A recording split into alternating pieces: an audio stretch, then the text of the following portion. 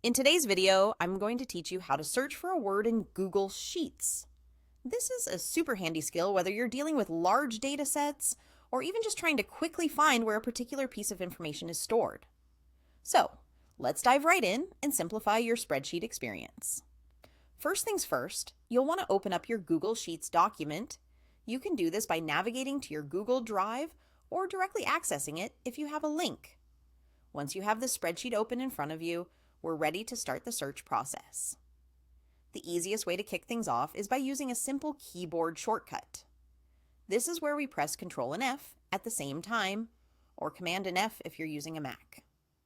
This shortcut operates like magic by bringing up a small search box, usually located at the top right of your sheet.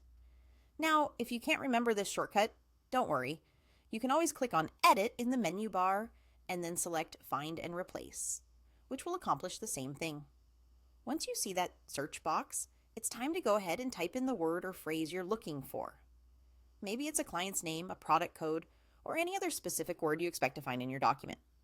As you type each letter, Google Sheets will start to analyze your document, searching for matches that correspond with what you are typing. Within moments, you'll notice that any cell containing the word you're searching for will be highlighted. This highlighting feature is particularly useful, giving you a visual cue and allowing you to quickly identify where in your document this word appears. It's a great way to navigate through large volumes of data without losing your spot. Now, if your word appears in multiple places within the spreadsheet and you want to jump through each occurrence, the navigation arrows in the search box will be your best friend. Just click the downward or upward arrows to move forward or backward through each highlighted instance. This makes it incredibly easy to examine all the related data points one by one. To recap, using Ctrl plus F is not only efficient, but it also streamlines the way you search and interact with your data in Google Sheets. So next time you're faced with a daunting data set, just remember these simple instructions, and you'll be a pro at finding what you need in no time.